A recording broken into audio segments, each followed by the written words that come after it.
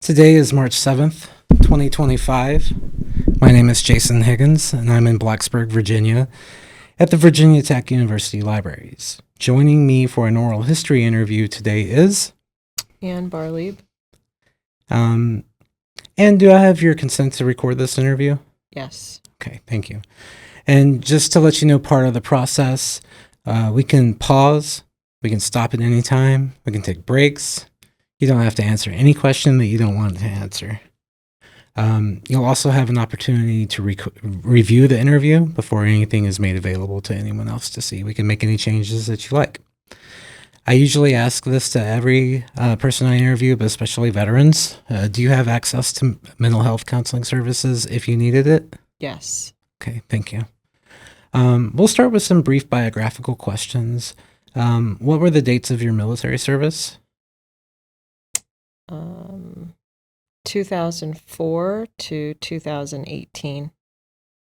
Okay. And did you deploy to a war zone or serve in combat? Yes. Do you mind sharing which locations? I deployed to Iraq in support of Operation Iraqi Freedom in 2007 to 8 for 18 months. I was in northern Iraq along the Syrian border, Mosul, Tal Afar, Key West. And then I deployed to Qatar in 2010 for 8 months in support of Operation New Dawn. Thank you.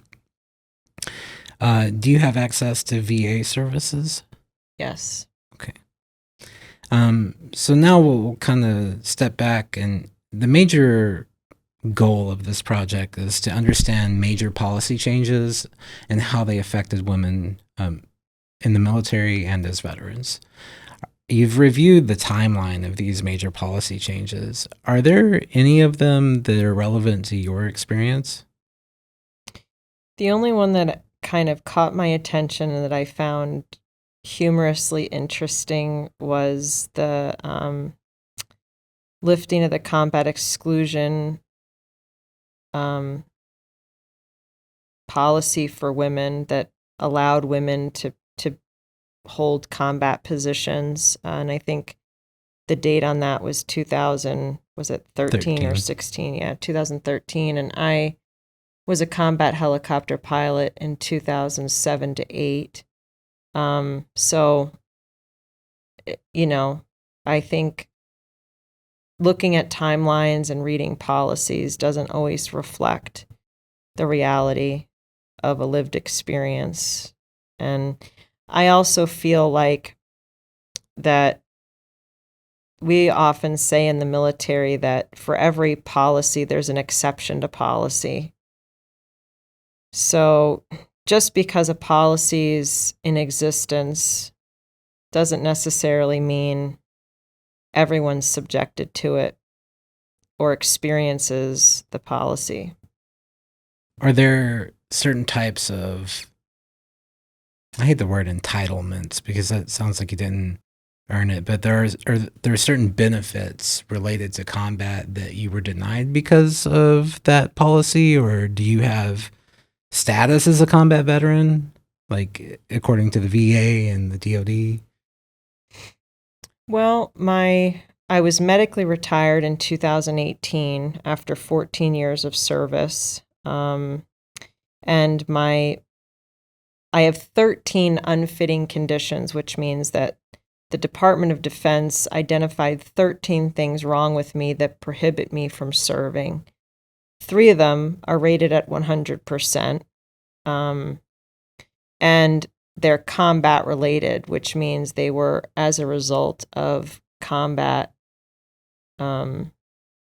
experience. And so what that does is it codes those conditions, and my pay is tax-free, which is a really nice incentive. I would never trade my health for that. But I am grateful for, access to medical care that's critical. I do feel I'm grateful for the generations ahead of us and all the legislation and policy that has created the benefits that we enjoy today. At the same time, I don't think it's enough. When I look back over, and I'm not complaining about it. Like I said, I'm very grateful to have access to medical care, pay. I've not had any issues with that. But when I look back, now that I've had time to decompress from my service, and I actually think about and reflect on what was demanded of our generation, and I sit in PTSD groups still once a week, and it's good for me because as I'm further away from retirement, I retired in July 2018. So this coming July, it will be 7 years since I retired. And as I get away from active duty and decompress and decondition myself and kind of normalize my nervous system, my way of life, when I get triggered or I have complications, I tend to forget, or I'll be extra hard on myself because I forget that there was a time that, I strapped a pair of goggles to my face, and which weighs 10 or 12 pounds on it, with a helmet on my neck, 100 pounds of body armor, sat at the nose of an aircraft briefing ground guys in a ground situation, taking into account vertical obstacles, the sand and dust situation, the weather, ammo load, enemy situation, aerial mines. And I flew, with skids at what we call nap of the earth to evade small arms fire and surface to air missiles. I mean, it's hard to even conceive that I did that at one time in my life, but I did. There's pictures of it. I have medals for it. But it's like anything, life prepares you to be what you have to be. And so there's something I refer to as the military life conditions us to this incremental adaptation to misery, which means that we adapt ourselves incrementally to normalize levels of misery that, a normal person would find unthinkable. And there's many techniques, tactics, and procedures to make that digestible and tenable. But when I think about our generation and how, I'm in PTSD group and most of the people there are still on active duty, and I hear them talk about acronyms and words they bring up that used to be a part of my everyday vernacular.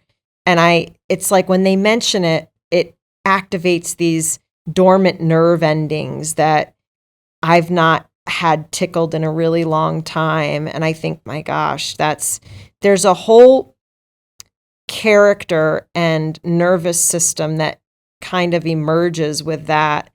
And, our generation was expected. There's guys that need more than two hands to count the number of deployments they've had, missing 2 and 3 children's births, 9 months on, 9 months off, 6-month deployments multiple times a year, 4 at a time. It's funny, when I was a captain in Iraq and I was making the most money I'd ever made in my life, Congress came out with this appropriation or bill that if a service member was over their orders, any month over a year's worth of orders, they were going to do $1,000 payment. So I was getting my regular captain pay, which I got promoted in theater, so that was a pay up. I was getting hazardous duty pay.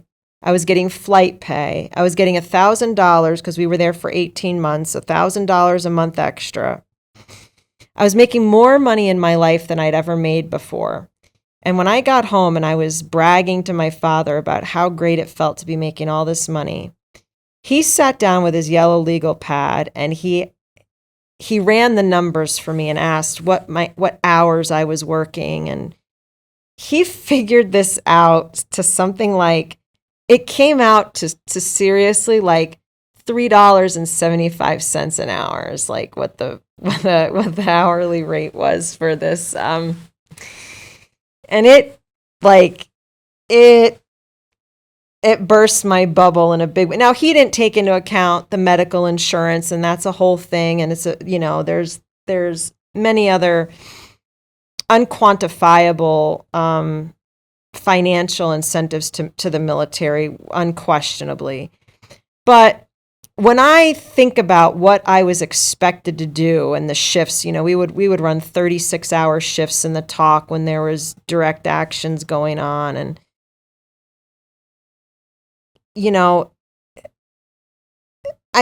some people could argue you can never pay service members enough for what they do. There's no amount of money that you could pay, but I feel like certainly,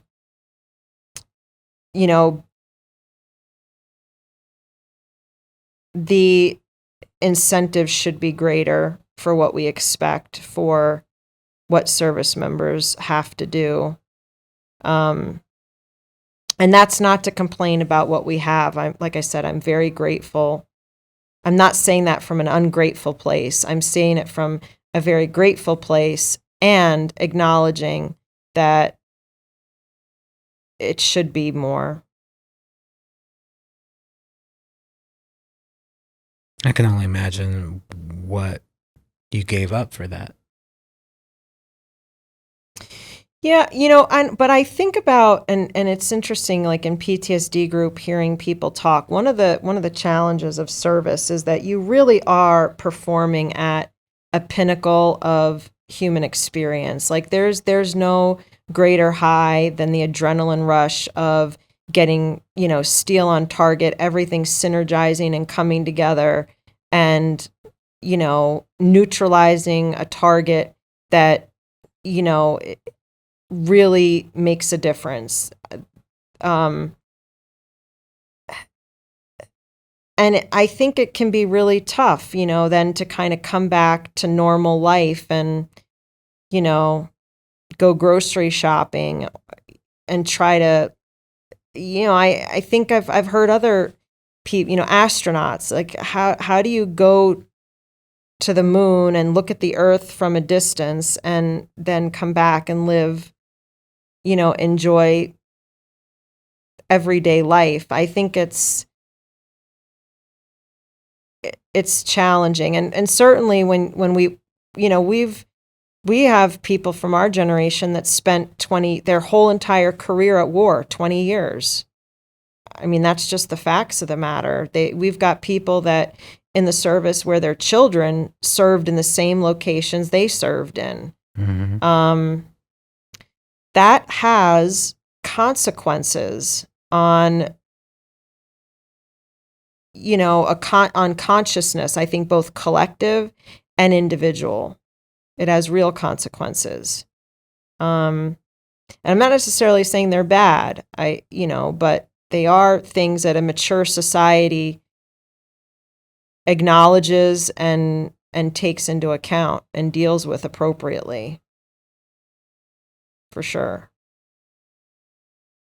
You covered a lot in the first couple of minutes of this interview, and I had so many questions I could follow up. But one of the things that you said and the way you said it was really important. You were discharged medically from the military. Was that against your will? Yeah, will is an interesting. I grapple a lot with fate versus free will. But I had brain surgery for a pituitary tumor. It's actually a surgery that's more delicate than brain surgery, but in 2010, and I never really quite recovered from it. And so my body could not keep up with the demands of military service anymore. And I had spent years going to doctors trying to get answers that weren't really clear or helpful. It was terrifying having my body not cooperate as I had become so accustomed to. I mean, I physically outperformed a lot of my male peers in endurance stuff and all kinds of weight lifting, and part of that was because I had a pituitary tumor, which gave me an excess of growth hormone, which is what a lot of the pro athletes dope, HGH. It's insulin growth hormone factor 1. And so my parents used to joke with me that if they had known about the tumor, they would have put me in the Olympics, because I kind of had a natural excess of this hormone that supports high performance and growth, cell regeneration, and all this kind of stuff. But when it gets beyond a certain point, it becomes toxic, and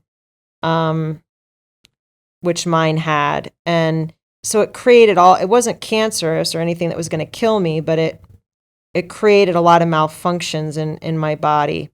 And so I was getting a referral to go out to the Mayo Clinic when I was at the Command and General Staff College, and they were going to do a 2-week health assessment or evaluation to try to figure out what was wrong. And 2 days before I was set to leave, I had a very violent suicide attempt, which was a culmination of many things. One, unbeknownst to me or anybody else, one of the challenges in the military is that there's a lack of continuity of care.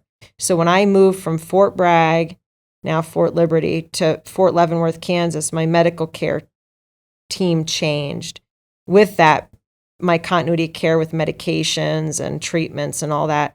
So trying to keep my career on the rails while managing this medical issue in the background was, it wasn't a sustainable thing. And I got overwhelmed by it.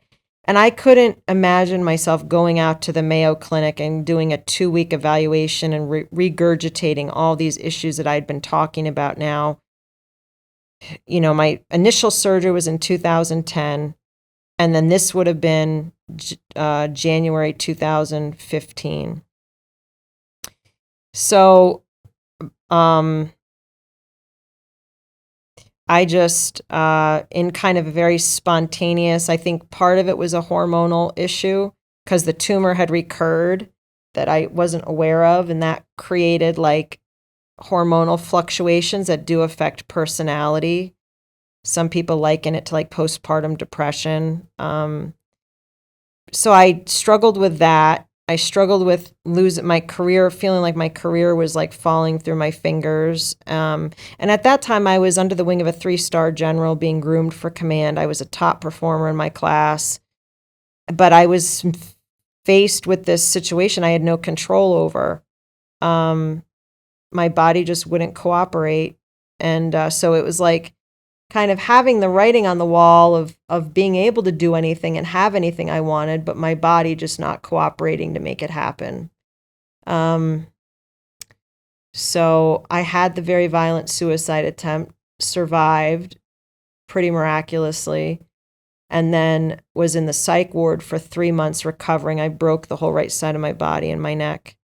Do you mind my asking how? The method of the suicide attempt? Yes. Yeah. We were saying earlier, I really like to drive. I do my best thinking when I'm driving. And because my health had deteriorated to a point, it used to be that I loved to run. I would love, nothing satisfied me more than to go run, 10, 12 miles or lift and kind of pound it out at the gym. But when my body gave out, I could no longer do that. So what I was doing to manage my stress was I would just go out for a drive. And I had a really cute 2-door sports car, a Scion FRS that was really jumpy and fun to drive. And I said to my roommate at the time, I'm going to go out for a drive and I'll be back. And I had every intention of coming back. And the only thoughts, they say about suicide that there's all these signs and people give away things and they talk about it. The only thoughts that I had leading up to this episode was I thought, it would be nice to go to sleep and not wake up. And the only reason I had that idea was because my brother in 2010 had dental surgery done and died in his sleep. And I lusted over that idea about how nice it would be just to kind of go to sleep and not wake up. I mean, my condolences for your brother. Thank you. So I said to my roommate, I'm going to go out for a drive and I'll be back. And I had every intention of coming back. I mean, if somebody were to have told me stepping out of that front door that I would land in the ER and then be on this trajectory, I would not have believed it. But I was driving and I came around this corner on this like 3-lane highway and I saw an exposed beam under a bridge that didn't have a barrier in front of it. And just like that, the seed planted, and I can't, it's fascinating to think where ideas come from. But it's like I received this idea and it was like, if I ran my car into a beam like that at the right speed, I could just like take myself out, And the momentum of that thought happened so quickly from like the initial idea. And then it was like, if I could describe like what happened in my brain, it was like how they talk about EMDR kind of slices these memories and collapses them into like slideshows that all stack up against you. That's kind of what it was. And I got this idea. I saw the beam and it was like a gravitational pull because of the way the car cornered. So it was like this combination of thrust and momentum and the idea. And then I thought, I had been on aircraft in accident investigations, and what I thought was like an aortic contusion, like an internal collision in the body, was what I wanted to do. And then I thought, well, if I'm going to do this, I'm really going to do it right. So I went to Walmart and I got scissors to cut out my airbags and my seatbelt. I got a wire to tie around the driver's headrest, because I thought, well, if the speed and impact doesn't take me out, I'll decapitate or asphyxiate myself. And I got a permanent marker and wrote DNR on my forehead. And then, well, before I did all of that, and again, like the way the idea kind of landed in my consciousness, it's not fair to say that I was like deliberately thinking of it, but I received the ideas and kind of just acted. And then I thought, well, I'm going to give myself one last tank of gas. So I went to a gas station. I filled the car up. But this time it's like 8:00 at night or 9, maybe 10, who knows. But I thought I'm just going to drive the car out of this tank of gas. But when I left the gas station, I parked and I cut out the airbags. I did the wire. So I'm driving around for like 2 hours with this wire against my neck.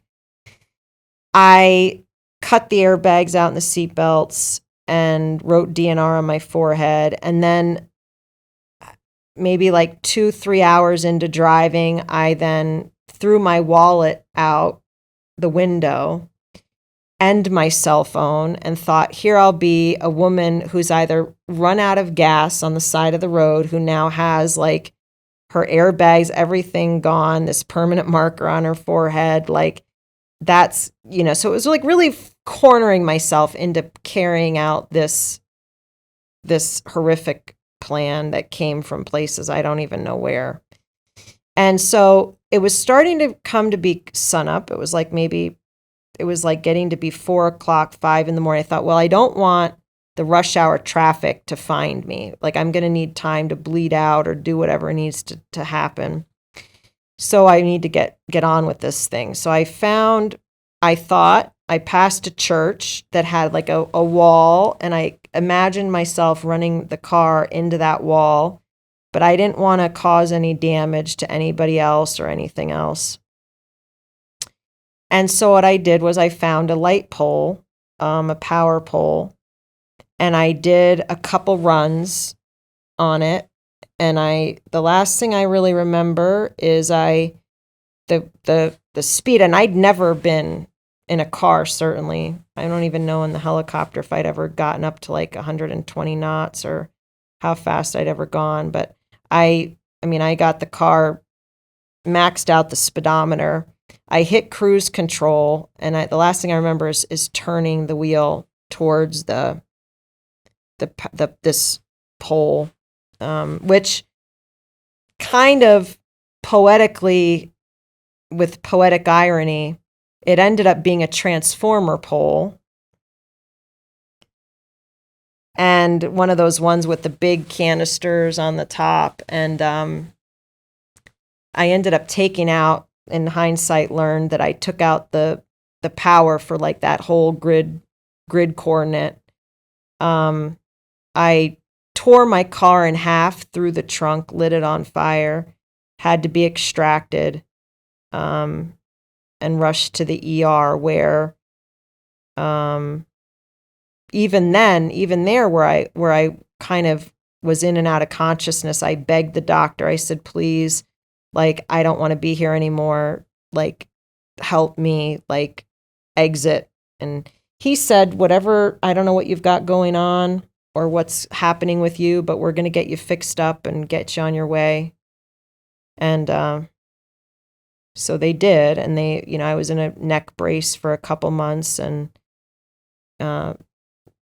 physical therapy. And it took about 6 months to get myself like really stable. But that initiated the medical board process for me. And of course, at first they think, oh, it's a mental behavioral health case because of the suicide. But then when they got to know my medical, they opened up my medical record. There was, a lot of issues going on that didn't really have any clear answer. So it's very complex. And there was an episode, I don't like to blame. I went through a whole personal process as part of all this. And I always I admire people who self-select to go get help. I think it's the most courageous thing. And because I don't know that it's something that I would have done had I not been forced to do it. I mean, through the suicide. It's kind of like I had no choice. I mean, so I was referred to mental behavioral health, integrative health, and after the suicide attempt, I really kind of surrendered, and I said, all right, clearly the things that I'm doing and what I'm doing is not working. So it really made me, because I couldn't blame anybody else. It was me who got in the car. It was me that bought all the things. It was me who did the last tank of gas. It was me who decided, for some unknown reason, it would be a good idea to drive myself into a pole. That was all me. I mean, there's nobody else that I could blame or give responsibility to that. For that, it was me. And I went through a whole process where I did kind of try to blame. Well, I was on medication that changed. It was a quintessential story where they changed mental behavioral health drugs, and like 60 days later, there's this massive suicide. They say all the time side effects of mental behavioral health drugs is suicidal ideation. Well, that kind of fits in my scenario because they did change my meds and there was a lack of continuity of care. So I went through a period where I blamed the medical system. I blamed the military and Department of Defense. I blamed my relationships and failed relationships. I blamed my parents. I blamed every institution there is to blame: religious, education, economic. Everything had gone completely and terribly, horribly wrong. There was a lot of blame to pass around and fault to be had. And then as I continued to work through many, many different resources, and one commitment I made when I got to Walter Reed was that if I've got to be here, I'll be damned if I spend time here and leave here the same type of person. They say the mark of a life well lived is one in which the liver of it, the one living it, fundamentally changes. And so I really surrendered and like you know, really did self-reflection, and what I ultimately came to believe about the suicide attempt and really my whole service and everything in life is that nothing is going wrong. Nothing is anyone's fault. There's no blame to place. You know, things are going perfectly according to a plan that is beyond my ability to understand, and that I'm ultimately subordinate to. And I think what it did was humble me, like the suicide attempt, because it was one of the very first things that I had set my mind to do. And I was like a high performing, people-pleasing perfectionist who really hadn't failed at a single thing in her life. I had been a top student. I had an impressive career that was on an incredible trajectory. I really hadn't had any setbacks or failures, but this suicide attempt really was, and everybody tells me, like, I still to this day have numbness down my right arm that kind of reminds me, I've got a scar on my neck that every time I look in the mirror in the morning and I'm brushing my teeth, I say, this scar, you know, it's there right in front of me to remind me, you know, what happened. And it wasn't the proudest day of my life. I can't take it back or change anything about it. But I think in my own personal circumstances, having been a pilot, I had developed a necessary false sense of superiority.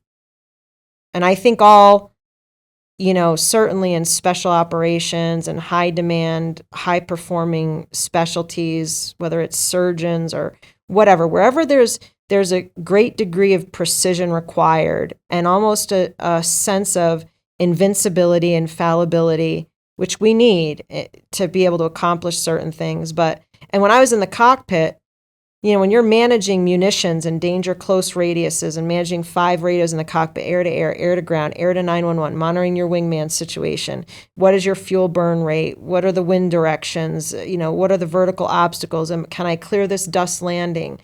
You know, people are screaming for help, you know, giving the enemy ground situation.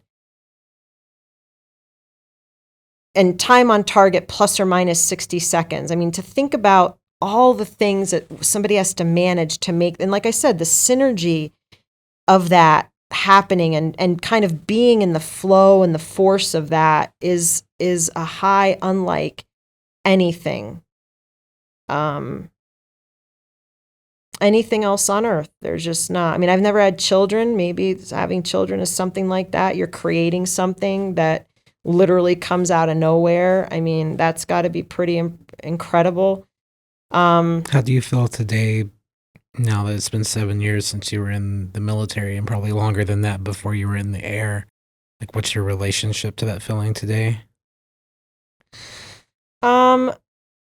You know, like when I see aircraft flying or, you know, at the medevac pad at Walter Reed, I'll think to myself, man, that was like so cool, you know? And, but being deconditioned from it now, like if somebody were to ask me to like go respond to something, you know, like tomorrow that requires like immediate instincts and impulses and focus and intensity, that it just doesn't interest me. It would take an incredible amount of training and you know, conditioning to want to embrace that or respond in that way. I think I'm grateful to have had the opportunity. I mean, it's a privilege, really. I have memories that, you know, truly are, I mean, incredible. Would you mind sharing one of those with me? Well,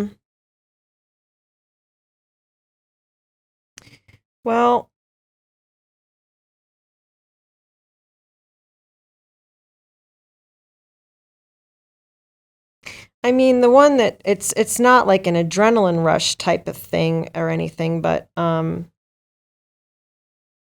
the most life-changing experience that I had was when I was in Iraq. I was a platoon leader, which means an air mission commander, which means I was, planning operations and flying them. And in the first half of my deployment, we were doing IED emplacement neutralization. And at that time, the enemy was coming out in teams, and they would have like one group that would come out and dig in the road. They would disappear. And this was usually like in the early morning hours before sunup, because it was cool. It wasn't, very hot yet in the desert. And so the team would come up and dig the hole in the road. Then they would disappear. Then hours later, another team would come in and drop the munitions, the bombs, and the thing, and then they would disappear. And then the next team would come in and they would cover up the hole and attach the fuses and run the wire to be able to do the electronics to set it off when our convoys was coming. They'd have spotters. And at this time, the war was in full swing. It was during the surge in Iraq, the most brutally violent time, I think, of the war at that juncture.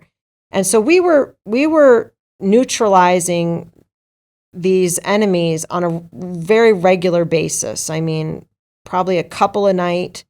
And our aircraft could stand off, a few miles, and we would do them by hellfire, precision munitions, and take them out.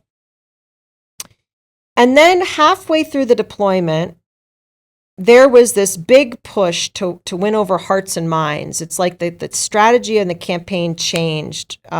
We went from being direct action, seek and destroy, to winning hearts and minds, and a more information campaign. And the rules of engagement narrowed dramatically, where prior to that, all you had to do, somebody was out after curfew on the road, they were milling about, and there was like suspicion of enemy activity. That's all you needed to get clearance of fires and hostile intent. That was it. It was very easy.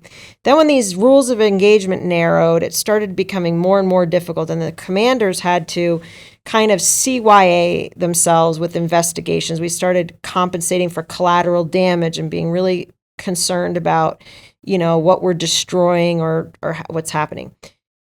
At this same exact time, my platoon leader time came to an end, which was normal, and I got moved to the battle captain desk. And I started having to go out on these 15-6 investigations with the ground unit. So we would have an engagement, people would be killed, things would happen. We would go out with the ground unit the next day to that village and interview people on the ground to find out, what did we kill, destroy, damage, what have you. We were doling out compensation in Iraqi dinar for these people. And this one particular day, there was a woman in a hijab in her black gown, and her hands were flailing, and she kept like doing this cutting sign across her neck. She had in a wheelbarrow with her dismembered son, who couldn't have been older than like 13 years old or something. And the best I could tell through the interpreter was that her husband was in a town next door, an adjacent town, doing work to make money for the family, and her sole purpose was to keep their only son alive, this son of theirs. And what we discovered was happening was, during daylight hours off of soccer fields, street corners, and playgrounds, the enemy was going around and hijacking kids. And then kidnapping them, and then putting suicide belts on them or holding them at gunpoint to dig in the road and pretty much do their dirty work for them. And in an instant, my whole reality changed, because I went from being this platoon leader in the cockpit thinking, we're killing military-aged males, us versus them. which I was okay with. People who they hate America for the jihads, for whatever reason. And so, they're making a decision. But then when I learned that there were innocent children being hijacked and then kind of put against their will in situations that they probably don't even understand or know what's going on. That was a terrifying realization. I thought, I'm sure it's not an isolated incident. How many of these people, situations have we had like this? And I rationalized it at that time, thinking, well, war is hell. And even if we didn't neutralize this kid, we can't have bombs in the road. It compromises our convoys. So I kind of rationalized that, normalized it, and went on with my life. And I went on to have a continued successful career. But then in 2010, there was like a domino effect where like a bunch of things happened that went wrong. Like I got diagnosed with a pituitary tumor, needed brain surgery. My brother died unexpectedly in his sleep, and my marriage fell apart. And I started getting these intrusive thoughts of like, oh, this is karma. Like I made it very personal, not just like, oh, this is life. Difficult things happen. But I took it like real personal, like, oh God, now this punishing, judgmental God, thou shalt not kill, is reminding me like I'm being punished for what I did. And I started getting tormented by not so much nightmares, but day terrors. I would get these day terrors and intrusive thoughts, and really, really awful. And I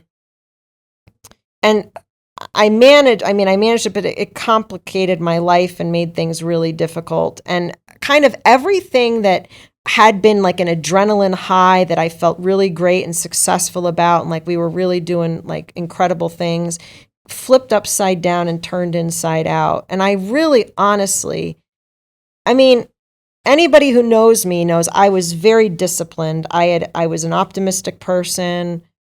So it proves to me that if it can happen to me, it can happen to anybody. And then I have the suicide attempt, which was part of it. It was all part of it, kind of. And then I land in therapy, and I had this brilliant therapist who I was explaining. She said, what's, your most difficult thing? And it was like this kid in the wheelbarrow, and the mother with the hijab, like making this like neck cutting thing that just really tormented me the most. And I felt like I was in the wrong place at the wrong time, and everything had gone completely and horribly, terribly wrong. And she kind of walked me back from that incident of like all the infinite intersections and decisions that had been made that landed me at that intersection to have that experience. And it walked me back to actually being a cadet,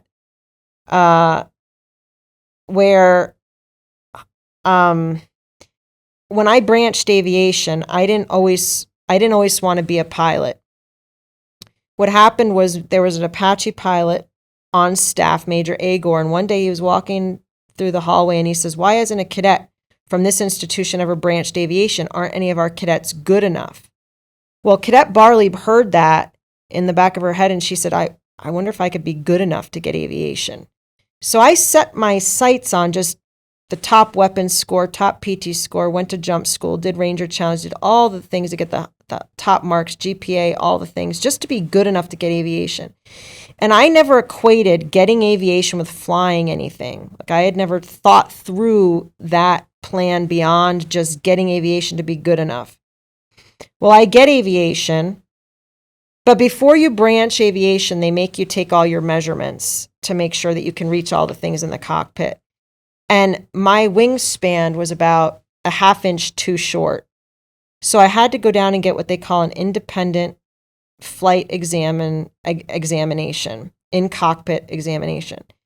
And there, this guy has a long metal pole, and he points out the switches that you've got to reach. And they simulate a crash sequence and put your harness in, and your feet aren't supposed to come off the pedals. And he pointed out these switches, and I'm going and I'm reaching them and I'm turning them and doing all the things.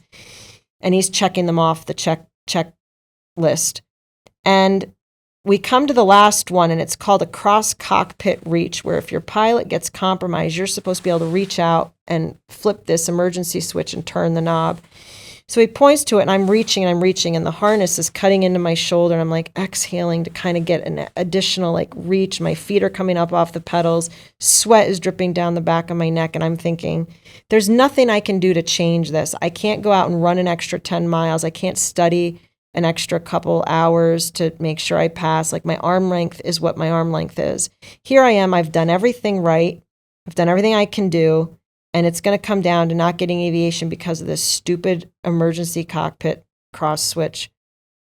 All of a sudden, I hear this scratch on the clipboard. And he says, "Good reach, cadet."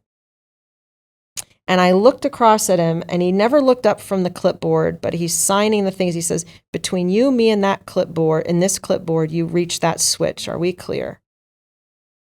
And I thought, "Yes, sir." He said, "Very good. We're going to get you your wings and get you off to wherever you need to get going to." And so in therapy, when she walked me back, trying to figure out, like, if we're going to say something has gone wrong, what exactly went wrong? Where? And so it's just as easy to say everything went perfectly right according to, even if it doesn't look like it, and every headline would have you believe otherwise. And then she did the same thing on the other side for this little boy. She said, the fact that just like you in your life experience, on your trajectory that landed you at that grid square to have this experience, he also did. Like, his mother might have told him, "Please, there's a curfew, don't go out." Or, you know, a million and one different things could have happened that could have made his life different, that he didn't get picked up by the enemy on whatever soccer field or street corner, walking home from school, minding his own business that he was doing. But there he was, and it happened. And when I thought about those two trajectories kind of converging in this like indescribable experience, and they say about how there's no greater sacrifice than to lay your life down for someone. And on a spiritual plane, when I think about that little boy and the sacrifice, and I'm not saying that he knowingly did it, or if he was given the choice that he would have volunteered to do that. But what it allowed me to do, going through that experience and processing it and thinking about it and praying about it, and the realization that I've had since, it's quite an incredible thing to consider, that my life orchestrated things in such a way to give me realizations and life experience that, and like really ultimately wisdom. And they say, and I think I mentioned it before, the mark of a life well lived is one in which the liver of it, the one living it, changes fundamentally. And if I had to name one experience that fundamentally changed who I am, it's that experience. And it still torments me. I've got severe combat-related treatment-resistant PTSD. I have flashbacks. It's difficult to live with, many of the things, but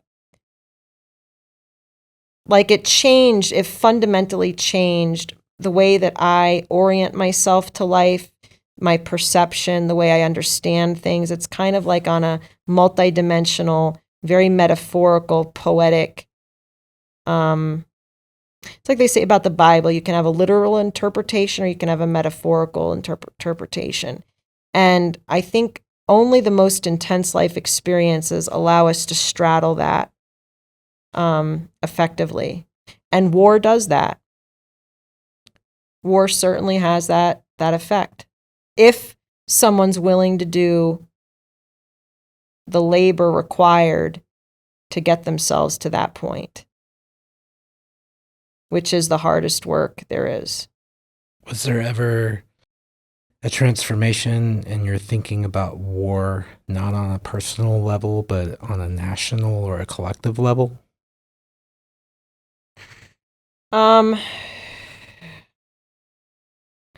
Well, I flew helicopters for 6 years or so, and then I branch transferred to psychological operations. And I did that because I was married at the time. I was married for about 6 years, and he and I cumulatively spent maybe like, I don't know, maybe like 14 months together. And some of that was in Iraq, high-fiving each other in theater. And being on opposite deployment schedules like we were, there was no end in sight, and we wanted to have a family.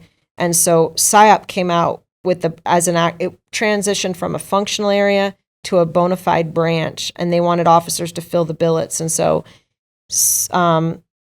RSOF, Special Forces Command, came out with a MILPER message asking officers from all branches to become PSYOP officers. And so to be kind of aligned with my husband at the time, I dropped the PSYOP packet, which not a single person in my life supported that decision at the time. They were like, Ann, you fly helicopters.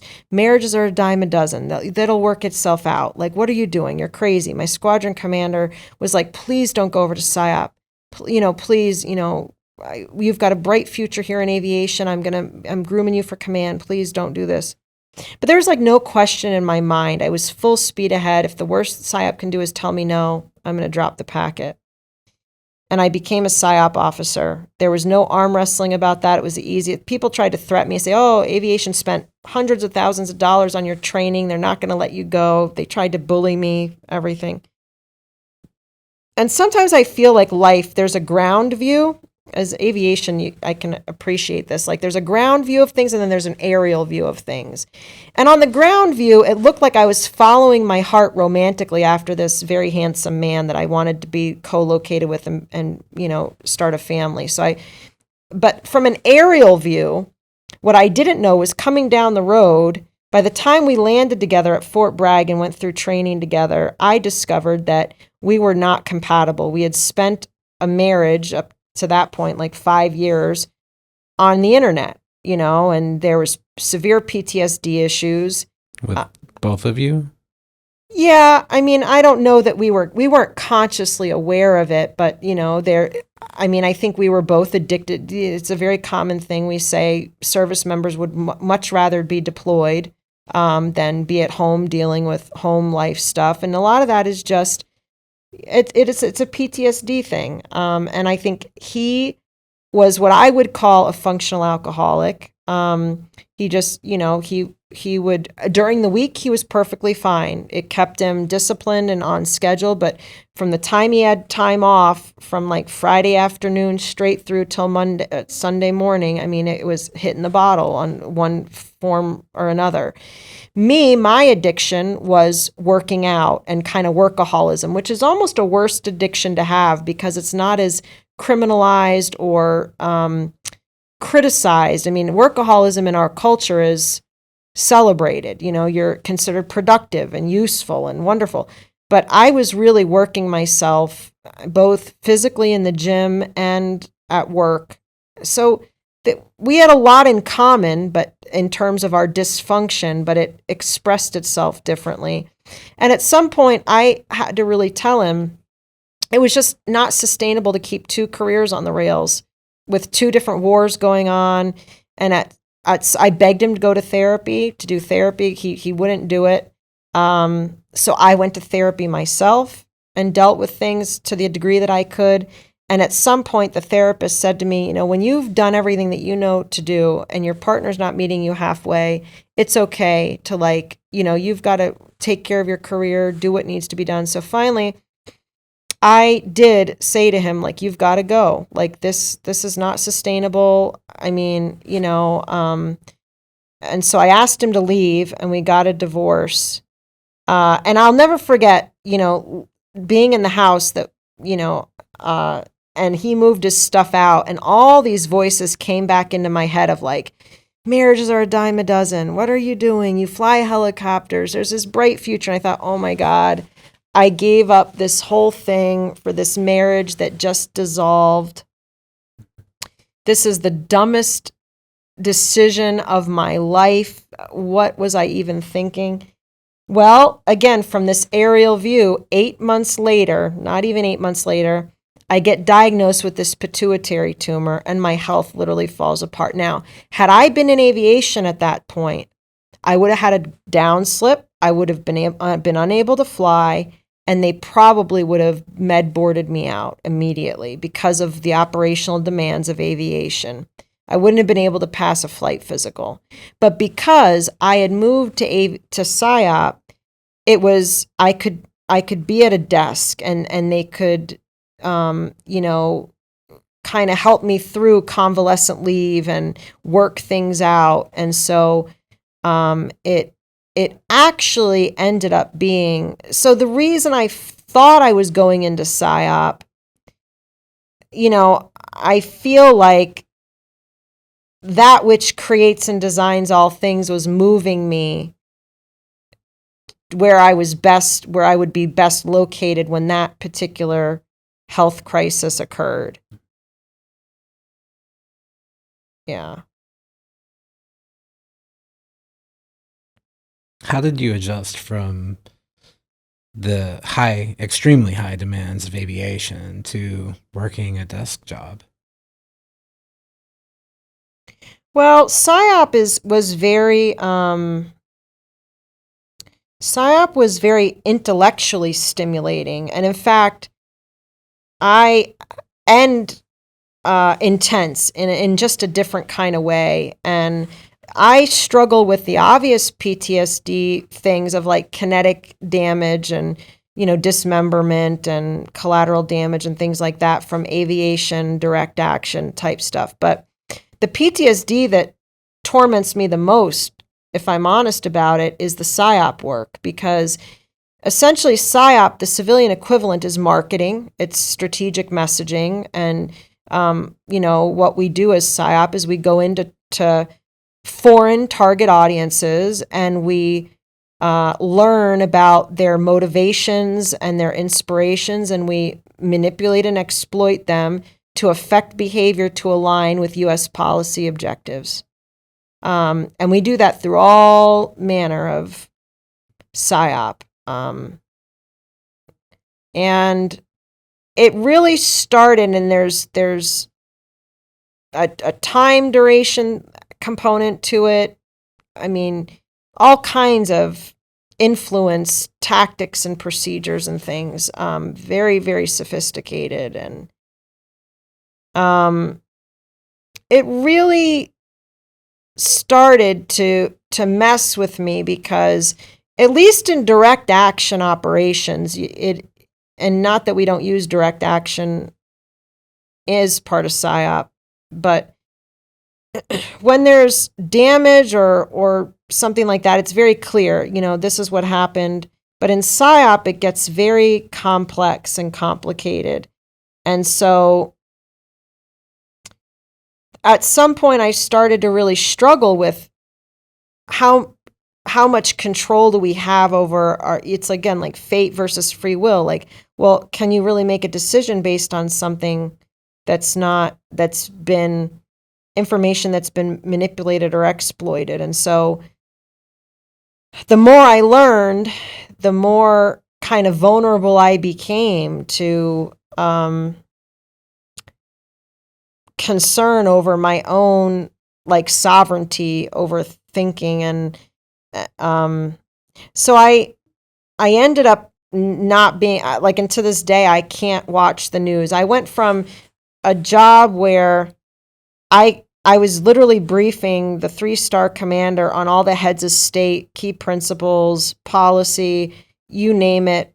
I mean, I worked in a SCIF, a sensitive compartmentalized information facility, with wall-to-wall TVs with news, world news, international, I mean, all the things, major headlines, constantly tracking data, to literally not being able to watch the news because the narratives, I was constantly wondering about how it fit into different things and what shaping operations were, and it really got messy. And so I made kind of a promise to myself when I was at Walter Reed that if something I needed to know something, it had to be delivered within arm's reach, like in the flesh.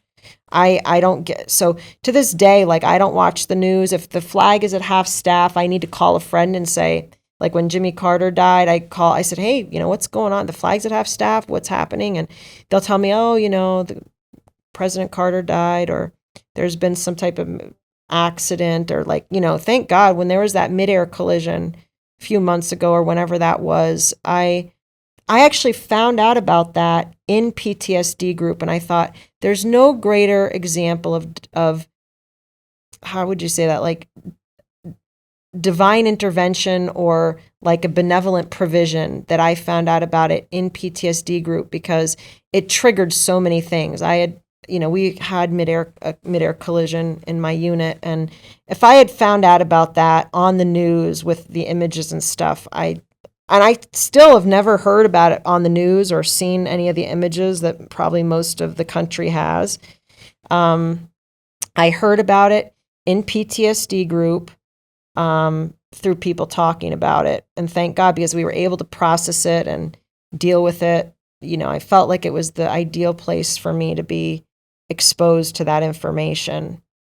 And it was crazy walking in, because I think I was the only person in that group of, say, 12 of us that walked in. And I walked in that day because I was so happy. I had just gotten my combat-related special compensation approved, which I had delayed doing because I was afraid that I was going to have to prove my combat performance and everything. When you retire less than 20 years, combat-related special compensation is like a supplemental thing that they'll give you for conditions that are combat-related. But I had gone through such a crucible getting my medical board approved that I didn't have it in me to want to, I didn't want to go through the bureaucratic red tape of proving that I was, combat-related. And it's like drudging up all this really problematic memories, and it's just really awful. So, but the statute of limitations on CRSC is 6 years. So they'll only back pay you up to 6 years. And I was coming up on my 6-year mark, that if I didn't get it turned in, I was going to start at that time losing money if I didn't get it turned in. So I got myself together and I submitted it. And I was anticipating an arm wrestling match or like having to submit supplemental and thing, but it came in the mail and it was approved immediately. And I underestimated the monthly payment. So I got back pay for 6 years, $200 a month. So it was it was like a really incredible amount of money. And I went and I bought a heated leather massage reclining chair, which is probably the most indulgent purchase I've ever made of my whole life. And it got delivered the day before this PTSD group met. And when we go into PTSD group, we usually start around the room with like highs and lows for the last week. What were your highs? What were your lows? And looking back now, I could see that there was a solemnness in the room, but I walked in like high on, I just got this like leather reclining massage chair delivered. I am like, and I was worried because when I bought it, when I was in the store, I was sure I wanted it. It was like the kind of thing you sit in and you're like, oh, I'm not going to walk out of here without this chair. Like, just, this is it. But then I order it, but it took like 3 weeks for it to get delivered. And in those 3 weeks, I'm thinking, really? Like, do I really need this chair? What was I thinking? Oh my God. Like, have I really turned into this person that's going to have a heated massage reclining chair? Like, I don't know. This is probably really stupid. Am I going to be able to return it? But I'm telling you, when that thing arrived and I sat in it for the first time, I thought, no, this was a really good purchase. Like I kind of want one right now, actually. It was really good. I I had a place I was supposed to be that night, and I was messing around getting, it's one of these things where you can hit a button and it reclines you to the position, like your position and your massage settings. And I was getting it all ready, and I had somewhere I had to be, and I got so fixated on getting this thing right that I ended up being like 10 minutes late. I thought, oh my God, this chair's already making me late to things that I need to be at. But I walk into PTSD group the next day, and I put my stuff down, and the group starts up, and the guy, I was the second person to do a check-in, and the guy ahead of me didn't say anything significant per se, just, he had pain and, just as a kind of a benign high and low. And I launch into my oh my God, I got this chair delivered. I am so thrilled with it. I'm higher than high. Life is great. I'm really, really happy. And then we continue to go around the room, and this one guy reports that, about this accident that had happened, and how he's worried about his wife because she's very upset about it. And I was clarifying. I said, your wife was in an accident, or there was an accident? And it's if you could imagine, everybody's head in the room turned to me.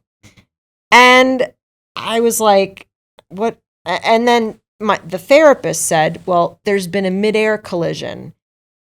And I cannot describe what happened, but I thought,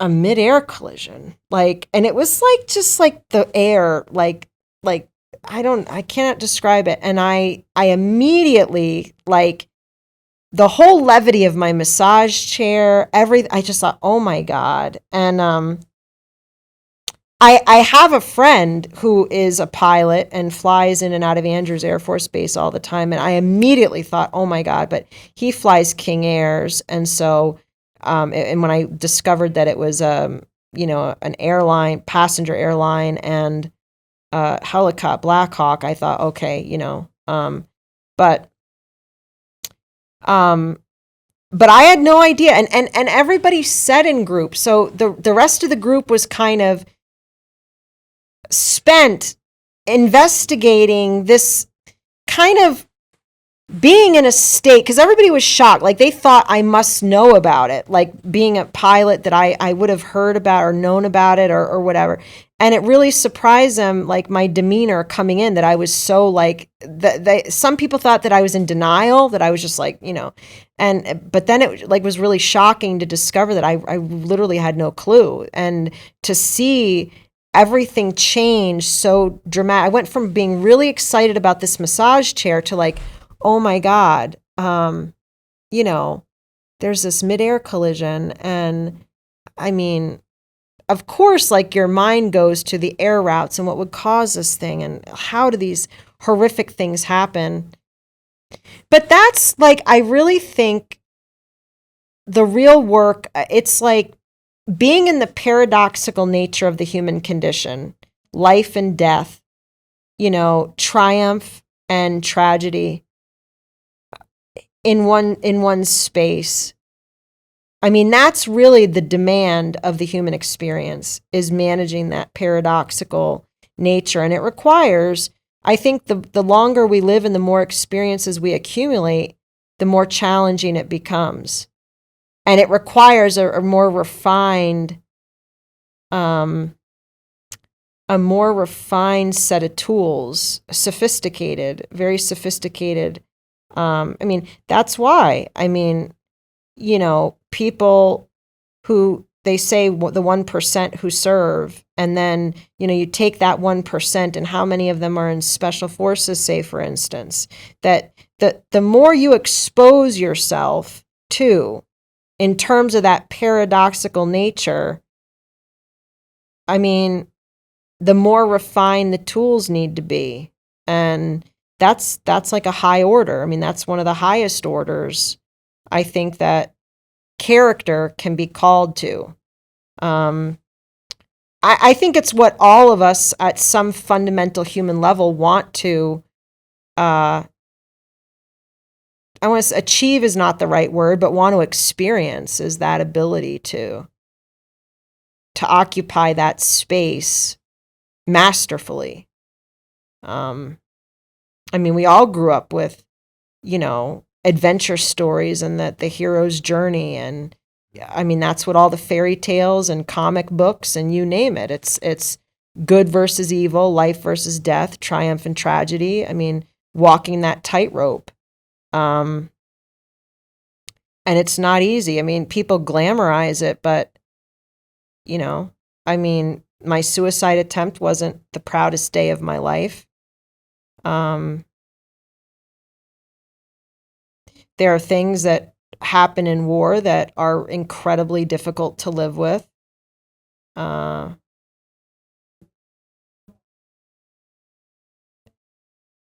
But I do think, you know, that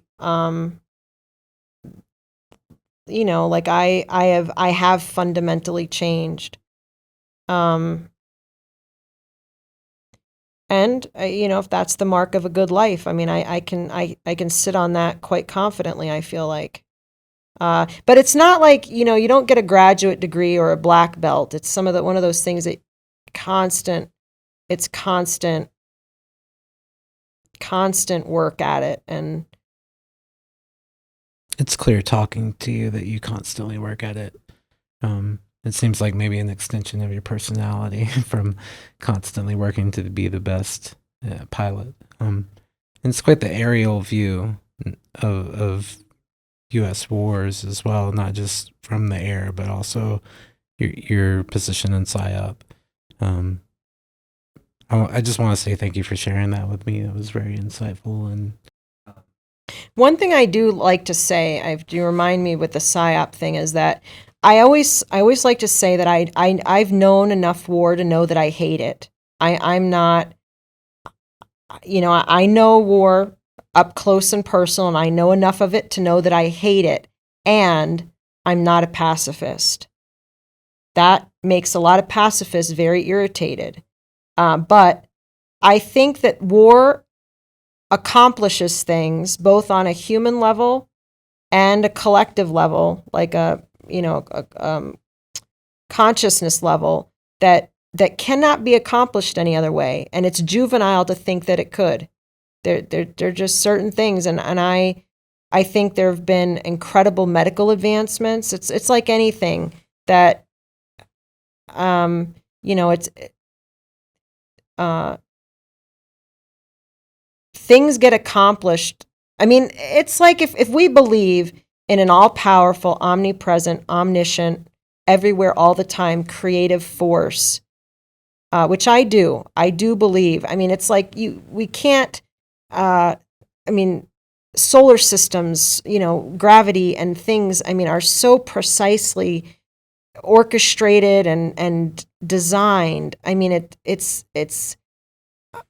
impossible for me to imagine that there's not some brilliant intelligence creating that. And it's of a benevolent nature that has our best interests and highest expressions in mind across the board, without any discrimination or anything. But if we believe in that all-powerful force, and this kind of where it gets into this controversial thing of fate versus free will, I don't believe that that anything can happen outside the purview of that all-powerful force. I think it's absurd to think that it's possible. I mean, a lot of the religions like to say, oh, free will, humans can make a real mess of things. I take a very clear diversion from most of the sacred texts when they talk about that. If you know, I don't believe that an all-powerful force we can make. I mean, how far be it for me to think that I can outstep, you know, something that creates me. It just doesn't logically make sense to me. And I always say of religion, you know, that as a writer, I read a lot of sacred texts because I think there's a vibrational component to the language that informs my writing and kind of helps me synergize things. But I always say of religion that I'm all for any religion as long as it doesn't get in the way of my relationship with God, or whatever we want to say that is, source, universe. And so, and my sisters give me a hard time about this because I'll say everything. I'm not condoning or saying it's okay, these things like 9/11. I'm not saying it was a great thing that it happened or that, people shouldn't be punished or think, pedophilia is another one, but if say there's something really incredible that's supposed to happen from that, then it's got to be it's part of the design, and so like war, and I went through that whole kind of arc where I wanted to change everything about the war and it should have never happened and everything went terribly, horribly, completely wrong. And then through that therapy, I came to accept that no, everything is going completely and totally perfectly right. Even if I don't exactly understand it. And so when I meet cadets like here and have an opportunity to talk to them, I'm grateful to be past that arc where I'm much in a greater position of acceptance and wisdom. And I don't discourage anyone from wanting to join the service and go to war if it's necessary. I don't participate in the political discussions. I can't subscribe to, say, ISIS or Russia or any of the I cannot buy into the political, whatever it is, Ukraine, Russia, Iran, the Strait of Hormuz. Like I can't, well,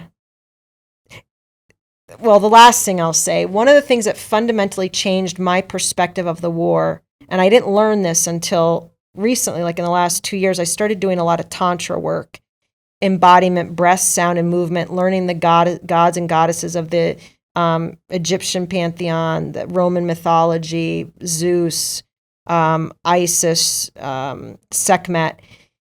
And when I discovered that ISIS was the big enemy, if I went back to Iraq in 2007 to 2008 and told you how many times a day I heard ISIS, which I can't even remember what that stands for now, ISIS.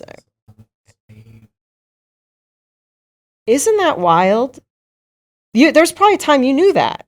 Yeah, and there's ISIL, which is in the Levant. I can't remember all of it, sorry. It's crazy. I mean, I knew, well, anyway, but I know ISIS, and we would always see the acronym in bold, ISIS, ISIS. This is the enemy. But I just recently learned that Isis is a goddess in the Egyptian mythology, and a very powerful goddess of like medicine, and I thought, how interesting. Like the poet in me loves to play with the idea that, is it possible that as a young woman, me, living my life, I was at war with ISIS for 20 years, not ISIS, the black pajama, decapitating people on TV, but Isis, the goddess in Egypt. This is where, and so it's like operating on multi-dimension quantum field like consciousness, that, okay, there's the literal thing of like black wearing pajama ISIS, and I could tell you briefs about, the characteristics of that and what their TTPs are.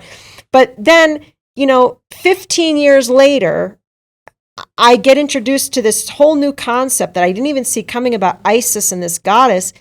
And I think, well, now what does that mean if I was at war with a goddess named Isis? And what am I to learn about that and to have discovered, and can both be equally real and important and relevant in my life? And from a mythological standpoint, from like the hero's journey, that's kind of what I think about now. When I think about Isis, I think I was at war in the desert with Isis, because the enemy, there's always going to be some kind of enemy. For generations before us, it was the Nazis. For me, it was ISIS. And there's a whole thing about like that, the rise of the divine feminine and the integration of polarities and masculine, feminine type things. And there's the whole gender, kind of cultural transformations that are happening. I mean, and to think that, I mean, no one talks about kind of the gear that the military plays in that or what happens, but it's all part of it. It's all part of it. And so my understanding and perspectives around war have exponentially expanded beyond the political diplomacy, information economy model into like a far more like esoteric, metaphorical, and I think meaningful realm. Yeah. I have a question off the script entirely. Could you talk about your necklace? Yes. The so I was invited in 2017, right before I retired. I was invited to give a Veterans Day address in Gaithersburg, and so a guy at Walter Reed said, "Hey, they really want a woman to give this Veterans Day address. It's got to be a woman." And I didn't quite understand, that whole thing, but I really respected this guy. He had been helping me with my medical board. And so it was one of those things where when you get asked to do something, you don't, like when a general asks you to come be their aide, you don't say no, you do the thing. And that's kind of what this was. It was like, all right, I'm going to do it. And it was an opportunity for me to reflect because it was for Veterans Day and I was still on active duty, but it was imminent. My medical retirement was imminent. And so I put together some comments, and I had to get it approved through the PAO office and submit this 10-minute speech. And so I did. And then it's funny, this happened exactly the same way as the suicide attempt thought came in. It was like this idea of an eagle came. Like I received this idea of an eagle. It just kind of came, and it was so vivid and like it was like real life. And and similarly with the suicide attempt, the momentum of it was so fast. And I thought, oh my God, like how cool would it be if I could get an eagle, like a bald eagle for Veterans Day? Like, holy shit. And I couldn't even I was just obsessed with this idea. And so I immediately started sending out emails and calling to all different places about, can you get me an eagle for Veterans Day? And we're talking, it was like maybe 3 weeks away, Veterans Day, early November. And, this was like the beginning of October or something and I'm thinking, okay, I want to get an eagle, but it's like, I could not let it go. And I'm writing about, the eagles and making this metaphor of like, how they're an endangered species and they get injured and then they get these handlers, and there's an ambassador program in the national parks that they go around and teach about eagles and the eyesight and where do eagles even come from. We could say they come from an egg, the Maryland Department of Natural Resources. They come from, North America. They come from an idea. And all these things. And I just started writing like feverishly, writing. It was, I couldn't even keep up with my pen some nights. And meanwhile, I'm calling to try to get an eagle. And I'm being told no every time I turn around. Sorry, short notice. We can't. What the guy at the National Zoo said, we'd love to, bring our eagle, but we don't think he'd be well behaved. He's very loud and kind of, and we wouldn't trust him, in a public ceremony like that. And one day, I didn't tell a soul about this idea about the eagle. I just kept writing it and sending out emails, trying to figure it out. Well, one of my neighbors down the hallway from me at Walter Reed one day, who I hadn't seen in a couple months, knocks on my door. And there he is, standing in the doorway, holding up a T-shirt that had a bald eagle on it. I thought, oh my God, stop, stay right there. and I went to go get my camera. So now here's this guy in my doorway, and he's a sergeant. I'm a major. We don't really know each other that well. And I'm like taking a picture of him like in my door because I was like, and so I call him into the room and I tell him, I confide in him. I said, Mike, you're not going to believe this, but I'm trying to get an eagle. Like I want to get an eagle for this Veterans Day address. I read to him the speech and he was like, oh my God. He's like, well, if anybody can do it, he's like, I keep asking. And, and I thought if life can deliver an eagle on a t-shirt to my doorstep, like there's gotta be, like, it's gotta happen. So I call around, keep at it. One thing leads to another. And I get referred to the Maryland Department of Natural Resources. They hold an annual Eagle Festival, and I sent a note out to this woman. I'm getting discouraged, and I'm starting to feel like this was a great idea, but it's not going to happen. Well, she gets back to me and says, it's kind of short notice. I'm going to take a look at our calendar. We'll see if we can help you out. Well, a couple days later, she sends me a note and says, we're going to bring our bald eagle Buchanan, and we're going to see if we can get our golden eagle Chaucer, which is a writer, and that's like deeply sentimental to me. Like Buchanan was a president from Pennsylvania, which I'm from Pennsylvania, and Chaucer's a golden eagle, which is just a brilliant writer. And so it turned out that they ended up coming for Veterans Day and bringing the bald eagle and the golden eagle. So they arrived. And so eagles have become like kind of a symbol for me of like that, ideas, they're not just like random, and that it takes like to not give up on certain ideas, like even if it doesn't look like things are going to come together or whatever. To have those eagles arrive on Veterans Day with such short notice after probably several dozen calls around the country. As far as all four corners, I was willing to pay to have them come to make it happen. But there are limits to the human. This is again like fate versus free will. It's not something that I could of my own free will make happen. I had to have cooperation from others for that to be allowed to happen. And that's where we kind of get I think we can get ourselves into trouble. And so eagles are like a really, really powerful symbol. And eyes, like having been a scout pilot, and my eyes are very, I've always had medically defined perfect vision 20/20, but if I'm totally honest, there are some kind of supernatural things that happen with my eyes. Particularly at night, there are things that I can see, and I've always been able to read incredibly fine, small print. And so I think, my instructor pilots used to say all the time, keep an eagle eye on the horizon. So I think there's like a thread through my life of like eagle. If you believe in like totem animals, or that we have certain spiritual guides, I think the eagle is probably one of mine for sure. I'm really glad I asked that question.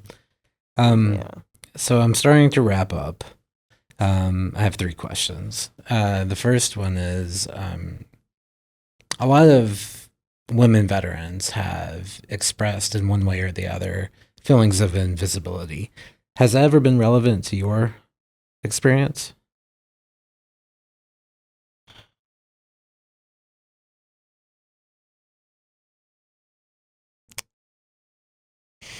Only insofar as that,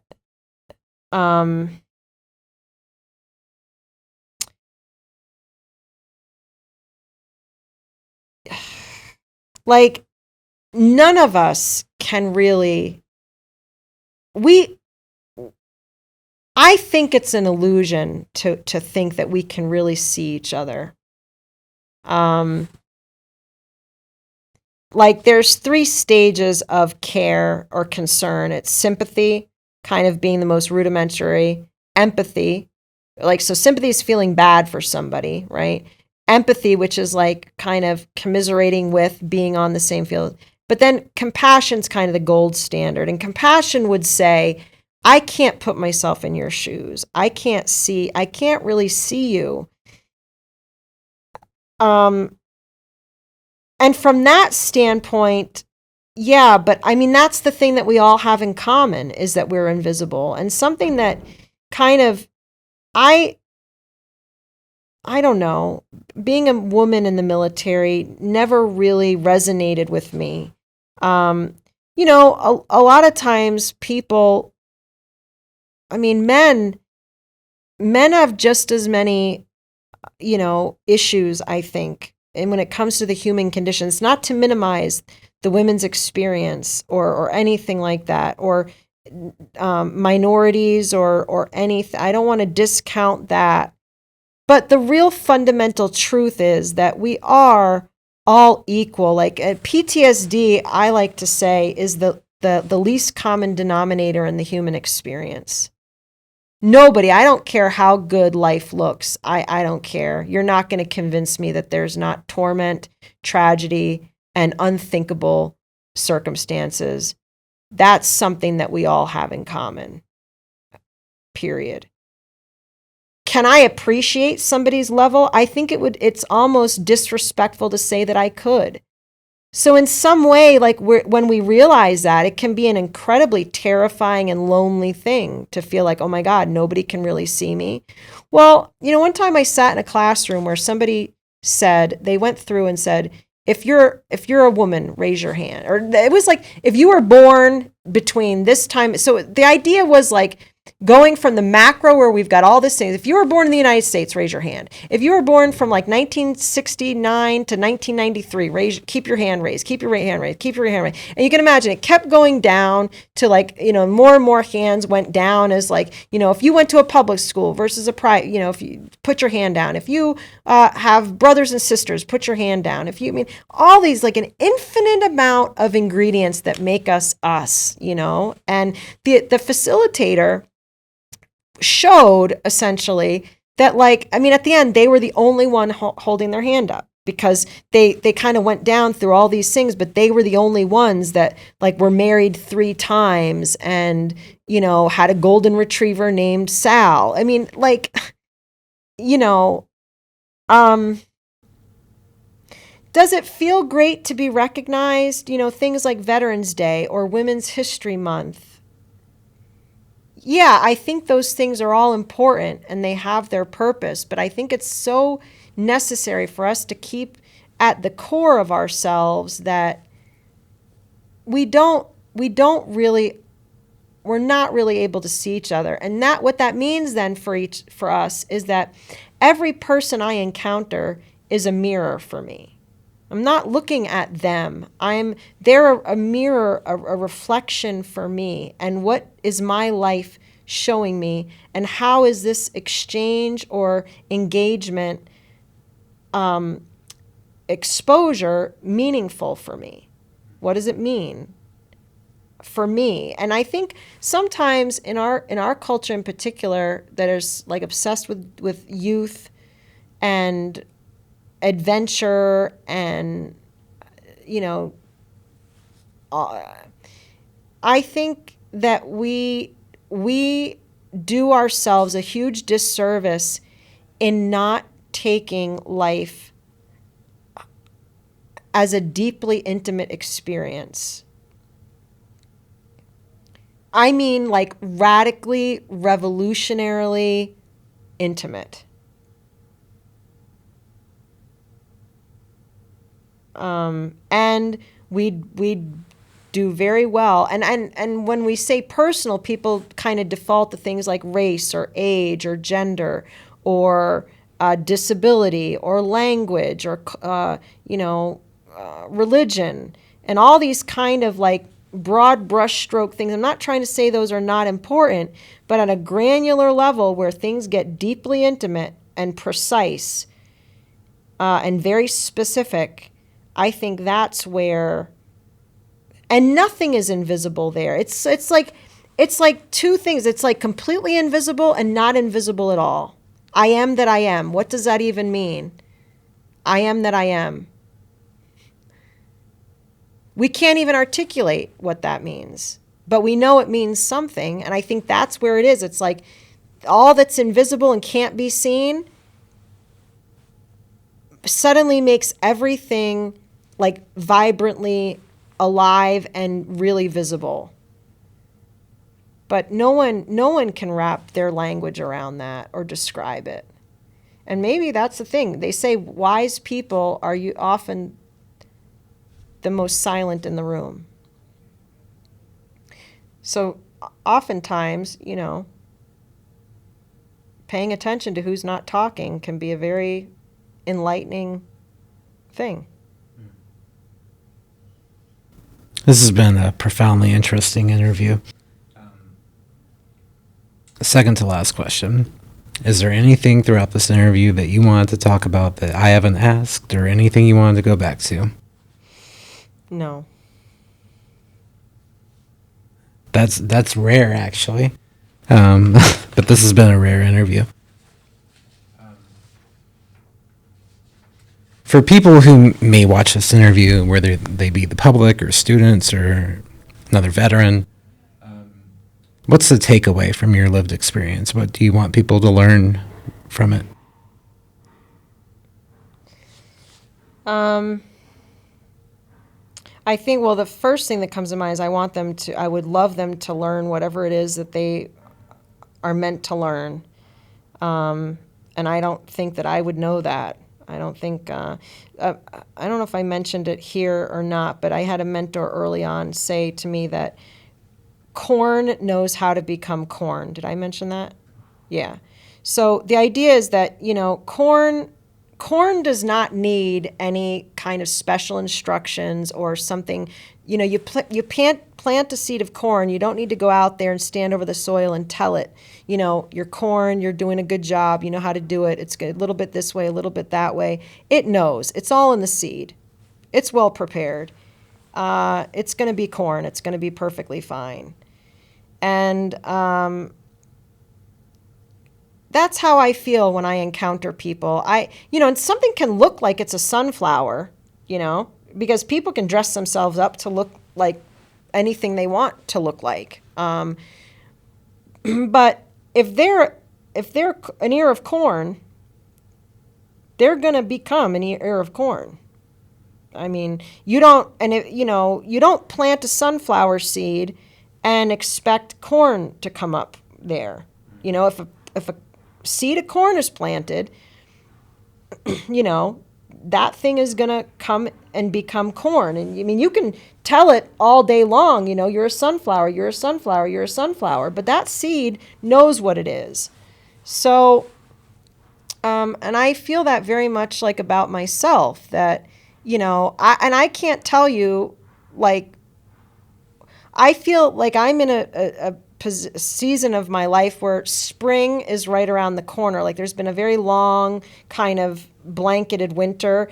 And I, quite frankly, have forgotten what seeds that I planted, 20, 30 years ago, or, that I'm going to round the corner and I think I'm going to be, really surprised at what kind of comes up, because when I think about my life experience and different things that I've learned, and if everything is a different kind of piece of the puzzle, how does it all fit together, and, where is it all there? But, one thing I think we can be confident is that all the pieces are there. They are absolutely, every single one is there.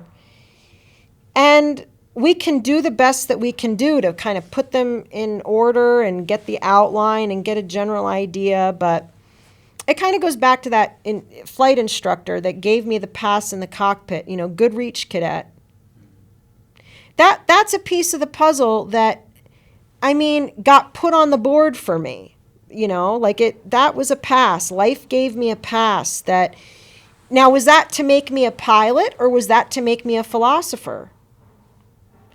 I could very easily, if I take score too soon, which our culture is very addicted to doing with all these, taking, winners and losers and taking score and keeping track and all that stuff and, calling it and everything. But if I had decided, that I was a pilot and that's what I was meant to become, well, maybe that was true for a certain season, but it could be that I'm meant to become a poet or a philosopher, and the detour was through being a pilot or a PSYOP officer. Who's to say? People could say, well, I'm meant to be a mother and a father. When the child comes along, this is my thing. This is what I'm meant to be. And we can make ourselves crazy about that and get wrapped around the axle about how things should be and how we need to make them and going in a certain direction. But honestly, the seed is what the seed is, and it's going to become what it's going to become. And we can do the best we can do. We can, and I think we should. But I think it's equally as important to remember that what's meant to happen is going to happen. And I take great confidence, reassurance, and satisfaction in believing that something that loves me more than words can even express will not let me get it wrong. It's very anticlimactic, particularly for people who are addicted to succeeding and achieving and overcoming and surviving and making things happen despite the odds and having that kind of ego adrenaline rush thing. It can be very anticlimactic to say,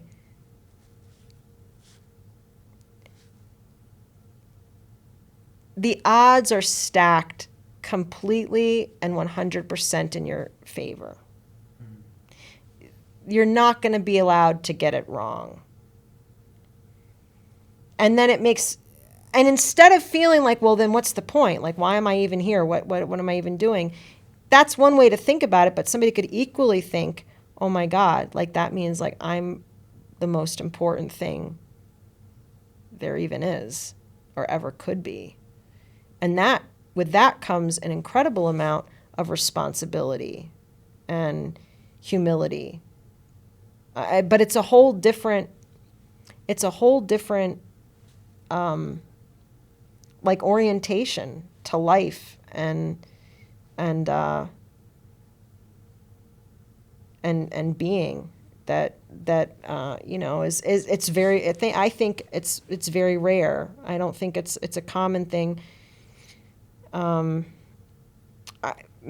maybe because it can be very scary to kind of subordinate ourselves to something greater.